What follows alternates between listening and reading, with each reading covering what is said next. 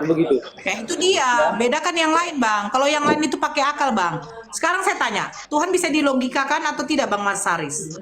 Tidak bisa. Tuhan itu kita bisa Oke. pahami, tapi Ya, kita tidak. sekarang ya sudah selesai. Tuhan tidak bisa dilogikakan. Oke ya. Itu satu poin Iya, ya. Sekarang saya tanya lagi. Yesus oke oke. Tuhan atau tidak?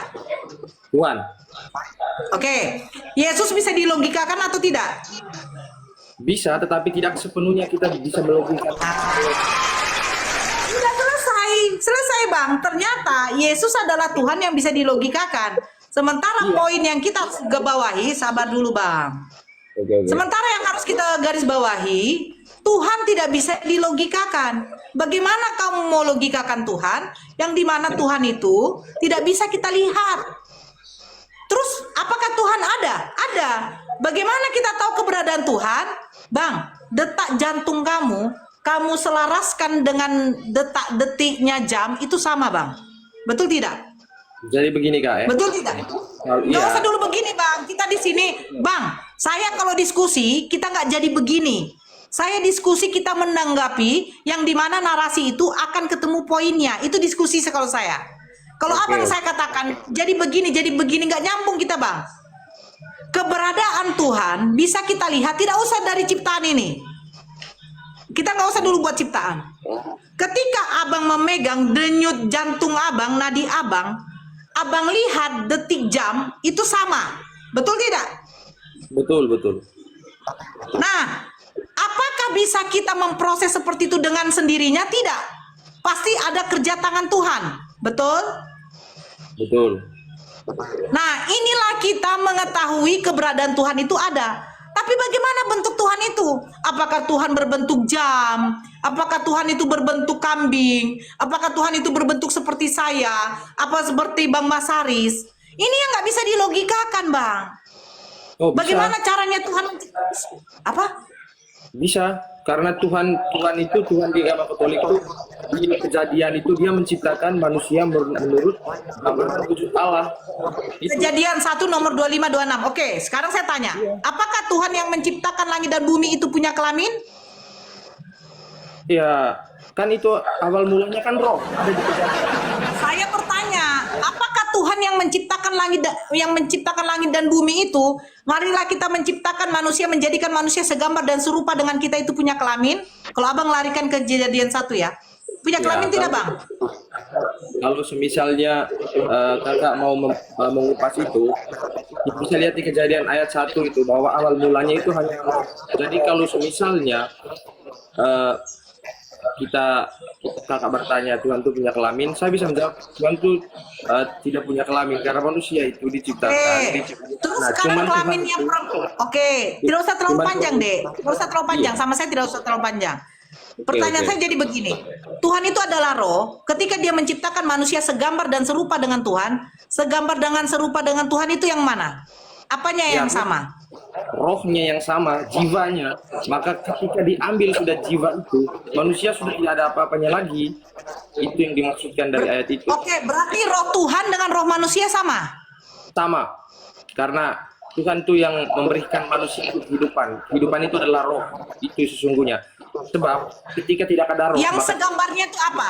Yang segambar itu apa? yang segambarnya roh, roh itu roh Yang serupa itu apa? Yang serupa Iya. itu apa? gambar sama serupa kan sama aja. Itu mengenai diksi aja itu, mengenai kata aja itu. Wujud itu kan wujud, gambar dan rupa itu kan wujud. Coba kamu simak kata. Kalau kata segambar dengan serupa itu sama kamu bilang, ngapain diterapkan dua kata? Marilah Iya. kita jadikan manusia segambar dan serupa dengan kita. Iya, maksudnya kan itu hanya sekedar wujud itu kan. Namanya jadi kalau dalam bahasa Wujud lain apa, Bang? Wujud apa? Wujud Ya. apa? Wujud apa? begini, gambar dan rupa itu mengindikasikan bahwa kita itu sewujud wujud dari roh itu tadi. Begitu.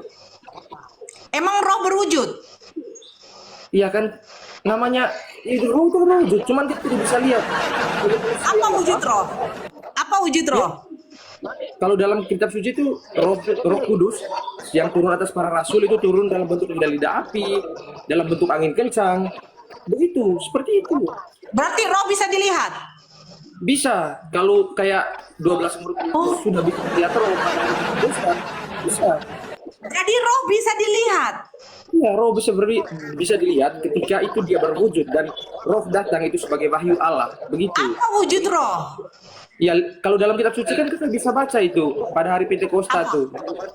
Lidah api dalam bentuk lidah api. Bagaimana lidah api itu? Iya, maksudnya saya juga tidak ada Bible. Ya. Tapi kalau kakak mau memahami tentang Katolik, kakak buka 4 Injil itu. Pada hari Pentakosta dijelaskan bahwa mereka hari itu berbicara dalam bahasa roh. Tuhan bisa dilihat tidak? Ya justru itu Tuhan yang datang dalam bentuk roh itu hari itu pada saat Pentakosta itu dalam bentuk lidah api bisa dilihat lah. Jadi roh Tuhan bisa dilihat. Bisa. Oke, saya bertanya, ketika 4 Injil mengatakan Yesus sudah duduk di sebelah kanan Bapa, bagaimana bentuk roh Bapa? Ya, justru itu ya. Yesus tuh naik ke surga, terus dia berada di kanan Allah Bapa.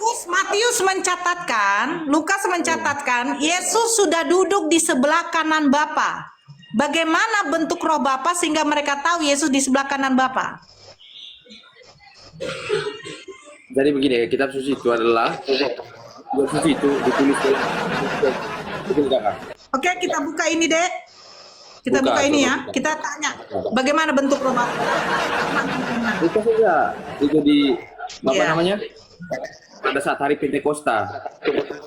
Tidak, jangan begitu dong. Nih, kita buka di dalam Wahyu. Ya, Wahyu 5 nomor 6, Dek. Oke, kita lihat ya bentuk Tuhan bagaimana ya, roh. Ya. Wahyu 5 nomor 6, maka aku melihat di tengah-tengah tahta dan keempat makhluk itu, di tengah-tengah tua-tua itu berdiri seekor anak domba seperti telah disembelih. Bertanduk 7 dan bermata 7, itulah ketujuh roh Allah yang diutus ke seluruh bumi. Bertanduk 7 bermata 7, bagaimana bentuk itu, Dek? Ya itu kan kita Wahyu itu kan kita akhir zaman. Kalau kita mau lihat itu berarti harus kiamat dulu kakak, begitu. Loh, Ya, jadi begini, kitab Wahyu itu. enggak, begini dong, enggak begini, Dek.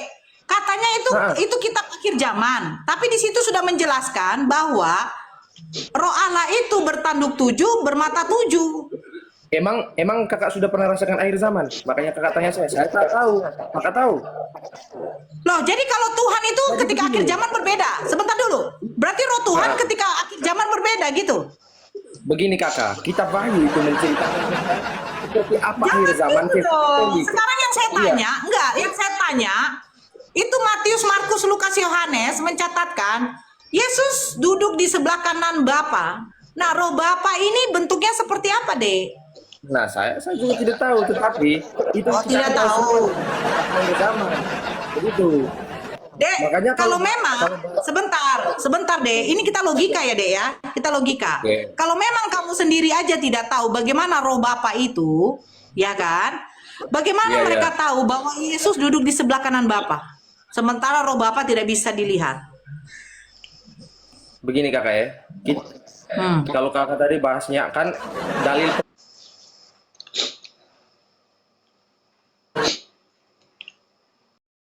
seekor domba bertanduk dan bermata 7 itu memang menegaskan saja kita tidak bisa gunakan kitab Wahyu itu sebagai referensi yang tanggal secara persepsi itu. Tidak bisa. Kitab Wahyu itu kitab akhir zaman. Jadi kalau mau bahas itu harus ada kiamat dulu baru kita tahu seperti apa bentuk. Jadi itu tidak bisa kita kaji dulu sekarang ya.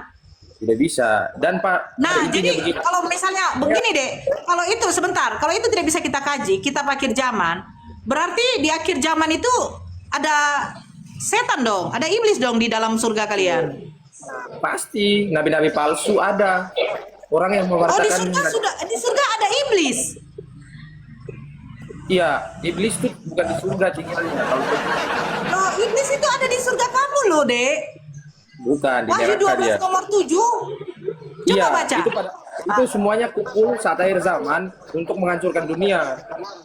Loh, menghancurkan dunia kok ada iblis di surga, Dek? Gimana sih surga ada iblis? Maksudnya itu kan versi kita. Maksudnya kalau sudah Versi ditulis, kita, versi Bible kau. iya. Bible kau mengatakan di surga ada iblis. Ya emang kenapa kalau di surga ada iblis? Apa salahnya? Loh, sebenarnya iblis itu di neraka apa di surga? Ya sama aja, suka-suka iblis lah. Kalau ya, Jadi kamu mati berharap masuk surga apa masuk neraka, Dek? iya, semua manusia pasti mau masuk surga, begitu. Nah, Tapi bagaimana memang kamu masuk surga sementara di surgamu juga ada iblis? ya nggak apa-apa. Gimana itu, Dek? Kamu Emang terima kalau- di surga kamu ada iblis? Ya kalau di Bible ditulis di kitab saya gitu ya, ya mau gimana lagi kalau di surga ada iblis? Jadi apa enaknya surga Kristen kalau ada iblis? Ya enak-enak. Enaknya apa, Dek, kalau ada iblis? Ya kayak hidup kan dikelilingi gitu juga ada setan yang menggoda kita, jadi sama saja. Jadi Berarti di dunia, sebentar, Dek, di dunia digoda ya, oke. setan, di surga pun juga ada setan. Iya, tapi kehidupan setelah kematian itu adalah kehidupan roh kita. Jadi kita karena sudah tidak ada keinginan daging lagi di sana nanti begitu. Jadi mau ada iblis itu Loh, di sekitar kita. Dek, kalau tidak ada keinginan daging, kalau nggak ada keinginan daging, ngapain iblis di surga? Ya, mungkin jalan-jalan. Oh, jalan-jalan iblis di surga. Nggak bilang jalan-jalan.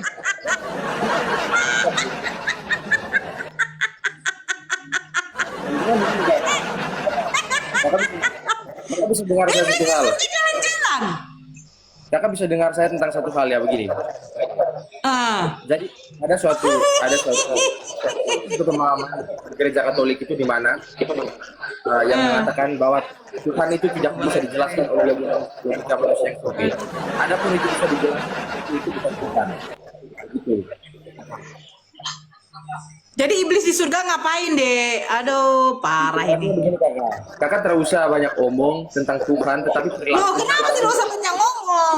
Saya penasaran, iblis di surga ngapain? Iya, mana saya tahu, saya aja belum mati. Gitu kan? Pertanyaannya aneh itu. Jadi apa enaknya surga Kristen, Dek, kalau ada iblis? Barakallah, Ya Bang. mana saya tahu. Saya saja belum pernah ke surga. Maksudnya gitu loh. Maksudnya pertanyaannya yang waras dikit gitu, yang sudah kita rasakan, yang kita Ya alami waras setiap lah, hari Dek. gitu.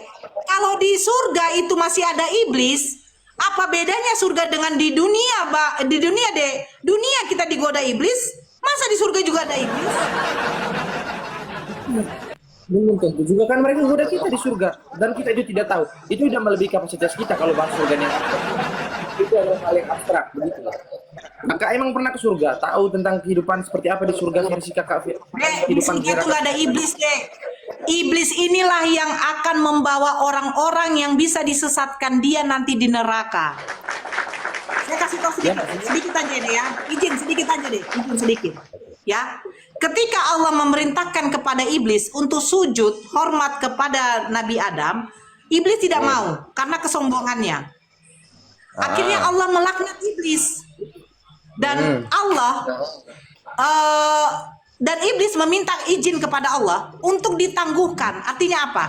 Ya Allah, izinkan aku untuk menyesatkan hamba-hambamu, yang dimana mereka kalau mau disesatkan, agar ada temannya nanti di neraka. Ini betul, temannya iblis nanti dinerakakan. Makanya Allah itu menugaskan Nabi dan Rasul menyampaikan, janganlah kau disesatkan oleh iblis, yang dimana iblis nanti meminta teman di neraka. Tiba giliran di dalam ajaranmu, iblis pula ada di surga. Itu di Injil apa sih? Wahyu 19 nomor 7, makanya baca deh. Isinya itu gimana isi bunyi ayatnya? Ya bacalah kau. Ya, Bacalah nggak kau. Baca, nggak lancar baca. jaringan laptop ini. Baca, Jadi- baca. maksudnya sebenarnya saya tadi naik itu cuman mau menyampaikan bahwa pembahasan seperti ini nggak penting, apalagi kayak Penting Tuhan ya, pasti Dek. Penting lah. Buktinya begini, Dek. Buktinya begini, Dek. Ada mungkin ada Islam yang mau murtad. Ada Islam yang mau murtad. Akhirnya dia berpikir, saya murtad nanti rupanya di surganya Kristen adanya iblis. Ya, silakan, Dek. Saya naikkan dulu yang lain. ya oke, thank you. Ya, silakan. Pembahasan Ngomong aja. mengenai maksudnya Tuhan berkelamin ini, Tuhan yang kakak maksudnya Tuhan apa? Tuhannya siapa? Assalamualaikum Bunda. Kolose 2 nomor 9. Ya, nanti kalau Bang. live lah. Aduh, ada yang mau disampaikan, Bang. Kita yang Islam jangan naik dulu. Waalaikumsalam. Saya Islam Bunda dari Aceh. Ya, kenapa Bang di Aceh? Aman-aman saja kan? Mudah-mudahan Alhamdulillah, warga Bang. negara Aceh, warga negara. Aceh belum merdeka ya. Iya belum, kita ditutup. Mudah-mudahan Aceh dilindungi oleh Allah Subhanahu wa taala. Amin. Ya, ada yang mau disampaikan? Enggak, ini mau dengar kan? Abang bicara aja sama Bunda. Abang jangan naik ke atas, nanti Abang ditinju. Enggak, Aceh kuat kali Islamnya Bu. Apa ditipu? Bukan, nanti Abang dilemparkan sama moderator saya, Bang. Gini Yang Bu. Islam jangan dulu naik. Apa Bang? Lanjut. Apa, Dek? Oke, gini. Nanti kalau live lagi, kalau bisa kan mau bahas mengenai Tuhan kami itu, T-nya tuh huruf besar, jangan yang kecil. Sejak kapan? Kecil gitu. Oke, tunggu dulu. Oten garis lurus. Nih ada pula oten garis lurus. Pembahasan seperti ini sih bagus untuk menambah iman kita kan. Jadi saya suka juga berdiskusi begini. Iya, Dek. Sebenarnya tema saya ini bukan tema yang menghujat. Tema Betul, saya ini betul. bukan tema yang menghujat. Kita ini pertanyaan. Karena merujuk begini, Dek ya. Di dalam Islam, Tuhan itu, Allah itu tidak bisa disamakan dengan makhluk. Karena apa? Allah menciptakan kamu, itu kamu ada kelamin, Dek. Fungsi kelamin kamu, salah satunya untuk menyalurkan syahwatmu. Betul tidak? Karena kamu diberikan nafsu oleh Allah, oleh Tuhan. Nah, kalau sempat Tuhan berkelamin, pertanyaannya, apakah Tuhan itu boleh menyalurkan syahwatnya? Nah itu deh, tidak bisa kau memungkiri bahwa manusia itu pasti punya hawa nafsu soal seksualitas. Binatang aja Jadi- punya seksualitas loh, Dek. Karena kan perintah Tuhan, penuhilah muka bumi ini dengan keturunanmu. Artinya Dengan- apa? Kamu menikah, kamu mengawini seorang perempuan, mengawini seorang laki-laki, di situ kamu melakukan hubungan seksualitas yang dimana nanti akan ada keturunanmu. Keturunanmu punya keturunan sampai beranak pinak. Begitu juga dengan binatang berkembang biak. Nah, kalau sampai Tuhan berkelamin, pertanyaannya apa fungsi kelamin bagi Tuhan? Iya, maksudnya bahwa juga dan klaim Tuhan berkelamin itu tidak ada dasar yang jelas begitu. Kitab mana Oke, yang mengatakan sekarang kalian meyakini nggak Yesus Tuhan? ya meyakini Yesus sebagai Tuhan dan sebagai manusia. Ingat dua hal itu. Oke, sekarang Kolose 2 nomor 9, tubuh jasmani Yesus itu kepenuhan Tuhan. Tubuhnya Yesus kepenuhan Tuhan. Artinya tubuh Yesus itu juga adalah Tuhan. Salah satu anggota tubuh adalah kelamin, Dek. Otomatis kita Jadi- yang non Muslim, yang Islam bertanya kepada Kristen, yang dimana katanya tubuh jasmani Yesus kepenuhan Tuhan. Apakah salah satu tubuhnya Yesus yang dimana alat kelaminnya anggota tubuh itu juga adalah Tuhan? Otomatis kami Ya, bertanya. Namanya bagian-bagian dari tubuh kan. Kalau udah dikurung Tuhan berarti semua yang termasuk itu deh. Begitu. Nah, apakah Tuhan berkelamin? Kalau ya maksudnya begini. Dek, inilah kalau kau tidak jujur, akan berputar-putar terus jawaban kamu. Kamu akan Ini. terus membantah. Yang secara Kenapa? logika, tunggu dulu deh. Yang secara Oke. logika, hati kecil kamu memang sudah mengakui bahwa memang Tuhan kamu berkelamin. Tapi kalau sempat kamu bilang Tuhan berkelamin, itu berarti bukan Tuhan, karena yang berkelamin itu adalah makhluk. Iya, Yesus kan datang sebagai Tuhan dan sebagai manusia. Ya kau harus terima, Tuhan itu berkelamin, Tuhan kamu. Iya dong. Apa fungsi kelamin bagi Tuhan? Artinya Apa fungsinya? itu sudah melewati batas, maksudnya begini. Artinya Yesus sebagai manusia itu. Dengar dulu. Oke, Bisa. Yesus 100% manusia bukan? Yesus itu sebagai manusia. Kenapa sebagai manusia? 100% bukan? 100% bukan, Dek? Ya 100% manusia, 100% Tuhan. Oke, kamu 100% manusia bukan? Saya 100% manusia. Oke, kamu punya syahwat tidak? Maaf. Punyalah namanya manusia. Nah, Nggak- berarti sempurna kemanusiaan kamu dengan sifat-sifatnya. Betul tidak? Ya sempurna. Nah, ketika kamu mengatakan Yesus 100% manusia dengan kesempurnaan sifat-sifatnya, apakah Yesus punya syahwat? Tidak Ya. mau kau terima kan? Harusnya dek, kau ngomong begini, maafkan Ora, Yesus 80% atau 70% kemanusiaannya. Kenapa? Saya pasti tanya, karena 30% sifat syahwatnya, sabar dulu deh. Oke. Karena 30% sifat yang dimiliki oleh manusia yang diberikan Tuhan adalah syahwatnya, itu tidak ada. Saya terima. Tapi kau mengatakan 100%, yang dimana sudah sempurna kemanusiaan Yesus. Jadi harus terima juga sifat-sifat kemanusiaan yang seperti saya, kamu, Fandi, itu juga dimiliki Yesus. Karena Yesus manusia 100%. Giliran ditanya Makanya- syahwatnya kau nggak mau. Kan lucu. Begini. Tapi dia Jadi- manusia. Jadi memahami Tuhan itu tidak bisa kita mengupas dirinya. Yang saya Dek, kita pelajari. memahami Tuhan, sabar. Kita memahami Oke. Tuhan atau memahami manusia? Ya, secara tema kakak kita disuruh untuk memahami Tuhan ini. Secara narasi kamu, saya membahas 100% manusianya Yesus. Ya maksudnya kan narasi dari awal kan di set up oleh tema ini. Dek, kita membicarakan 100% manusianya Yesus dulu, Dek. Kalau kamu Iya. membahas 100%-nya Tuhan, kita kaji dulu 100% manusianya. Yang dimana sabar. Dek, kamu kan saya rasa kamu orang terpelajar, Dek.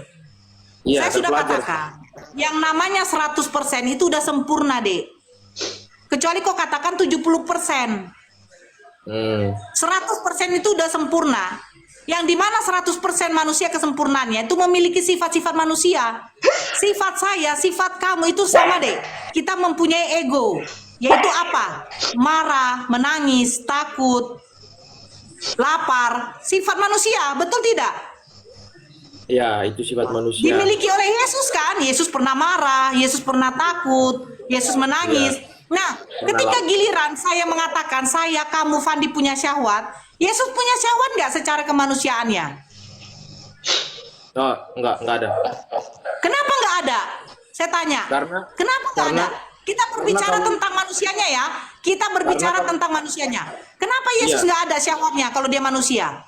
Karena manusia sama dengan Yesus dalam beberapa hal, tetapi tidak dengan satu hal, yaitu tentang dosa. Karena ketika Yesus punya syahwat dan Syahwat itu kemudian tidak dosa, Dek. Ketika syahwat itu tidak dosa. Siapa bilang syahwat itu dosa? saya kan nggak bilang syahwat itu dosa. Saya juga yang bilang syahwat itu dosa. Tadi kamu bilang merujuk kepada dosa. Yang saya tanya, sifat kemanusiaan Yesus yang 100%, apakah dia tidak ada syahwat manusianya ya? Ya, kalau nggak ada tertulis berarti nggak ada ya. Loh, apakah harus tertulis Abraham punya syahwat? Abraham memiliki syahwat. Paulus Soalnya memiliki syahwat. saya Apakah harus bukan- Dek, sifat-sifat manusia itu tidak perlu dituliskan, tetapi sudah ditunjukkan. Contoh, Yesus marah, Yesus lapar, Yesus menangis. Itu sudah ditunjukkan sifat manusianya. Nah, apakah ketika dia memiliki syahwat dia tuh tidak boleh atau tidak? Buat apa saya jawab sembarang kalau itu tidak ada tertulis di Alkitab? Artinya saya menjawab. Saya kalau itu ada- berbicara tentang kemanusiaan, Dek, bukan tentang Tuhannya. Nah, kenapa kalian tidak mau jawab? Karena kalian tetap meyakini Yesus itu adalah Tuhan. Yang kalian tahu, Tuhan itu tidak mungkin punya syahwat. Tetapi ketika kalian mengatakan Yesus 100% manusia, itu sudah terbantahkan deh. Ternyata Yesus tidak sempurna. Yesus tidak sempurna deh. Buktinya kalian larang, dia tidak punya syahwat. Sementara kesempurnaan manusia itu ada ketika mempunyai kelamin difungsikan.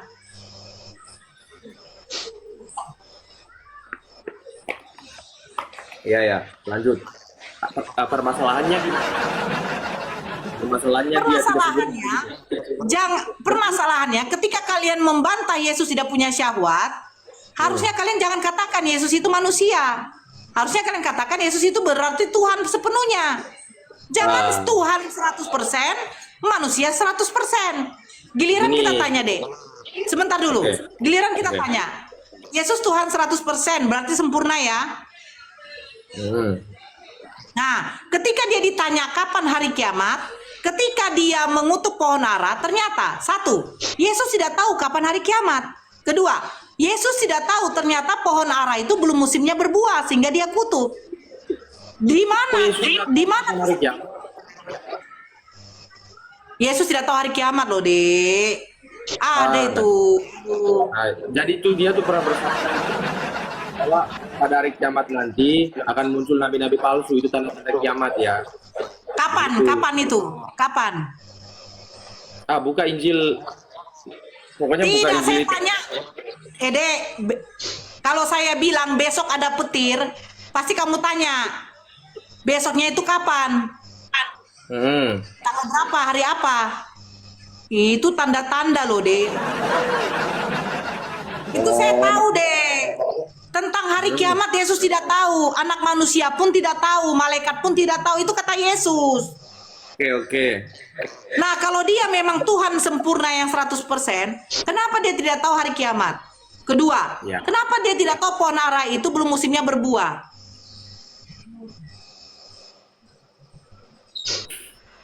Gini ya. Fandi, lanjut Fandi dulu, Fandi. Begini dulu Kak. Jadi sebagai Tuhan dan sebagai ini sama Fandi ya. Kalian kan sama-sama anak muda, cocok nih. Nah, Fandi kan tadi sudah dengar. Ya ini Fandi ini enak. Fandi ini enak daripada saya loh. Iya Fandi ini lebih enak daripada saya. Saya ini orangnya ngotot, Mas Aris. Mas Aris, namamu Mas Aris ya? Mas Aris ya?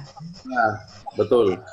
Ya Mas Aris. Ya, tadi Mas Aris. Mas Aris. Nah. Oke, lanjut ya. Saudara muslim tap-tap layarnya ya. Jangan lupa absen ya. Lanjut. Saya apa dulu? Iya, di mute itu biar tidak doubling. Biasanya doubling atau bocor suaranya. Oke, brother.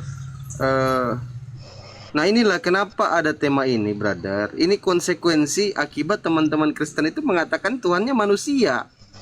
Ini konsekuensi logisnya loh. Makanya timbul pertanyaan ini. Ini boleh dikata kalau kita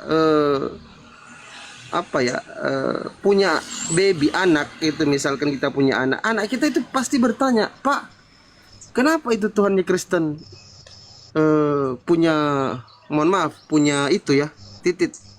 Kenapa? Itu pasti ditanyakan oleh anak-anak kita. Termasuk anak-anak Kristen sendiri pasti ditanya, kenapa Tuhan kita punya itu? Buat apa? Apa fungsinya itu? Itu konsekuensi logisnya, brother. Makanya saya sering menyarankan kepada teman-teman Kristen, ganti Tuhannya, sembah Tuhannya Tuhan. Sembah Tuhannya manusia yang kalian tuhankan itu loh. Siapa dia? Itulah Bapak. Karena kalau tidak konsekuensi logisnya ini, temanya pasti akan kita bahas terus. Ini